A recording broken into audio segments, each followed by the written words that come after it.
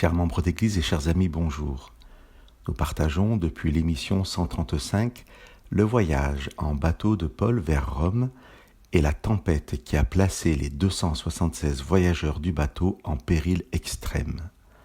Paul a témoigné à tout l'équipage de la parole de l'ange de Dieu reçue durant la nuit qui l'a assuré du salut de tous les voyageurs sur le bateau. Je vous lis les versets 33 à 36 du chapitre 27 du livre des Actes. En attendant que le jour se lève, Paul a invité tout le monde à prendre de la nourriture en disant « C'est aujourd'hui le 14e jour que vous êtes dans la tente et que vous restez à jeun sans rien prendre. Je vous invite donc à prendre de la nourriture car il y va de votre salut. Aucun d'entre vous ne perdra un seul cheveu de sa tête. » Après avoir dit cela, il a pris du pain, il a rendu grâce à Dieu devant tous, puis il l'a rompu et s'est mis à manger. Alors, reprenant courage, tous ont pris de la nourriture.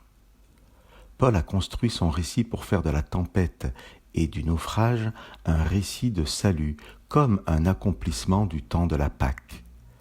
La Pâque était une fête juive qui commémorait la libération du peuple juif d'Égypte par l'intervention miraculeuse de Dieu.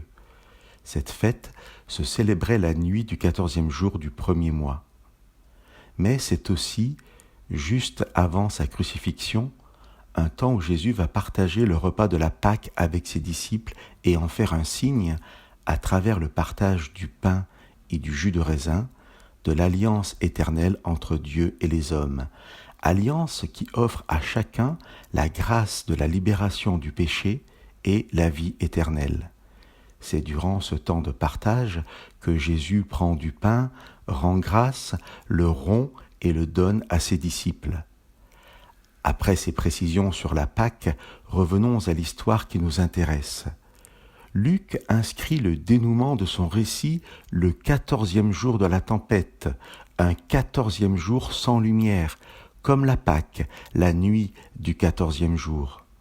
Mais, au-delà de ce premier indice, l'annonce de Paul qu'aucun ne périra se concrétise par l'invitation de Paul à ce que chacun prenne de la nourriture.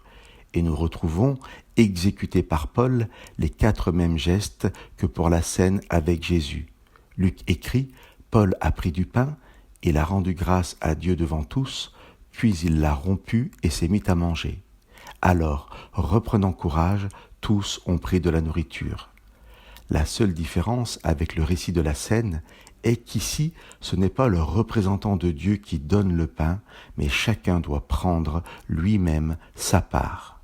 Chers amis, la parole de Dieu m'enseigne à travers cette histoire du livre des Actes que si Dieu ne m'accorde pas toujours de réponse au pourquoi de mes tempêtes, il a pourvu à la victoire sur la plus grande des épreuves, sur la mort elle-même, grâce à Jésus-Christ, accomplissement de la Pâque, symbolisé dans le texte par Paul qui rompt et bénit le pain. Chers amis, prenons aujourd'hui notre part de pain et acceptons de ne pas périr dans la tempête de ce monde. Que Dieu vous bénisse.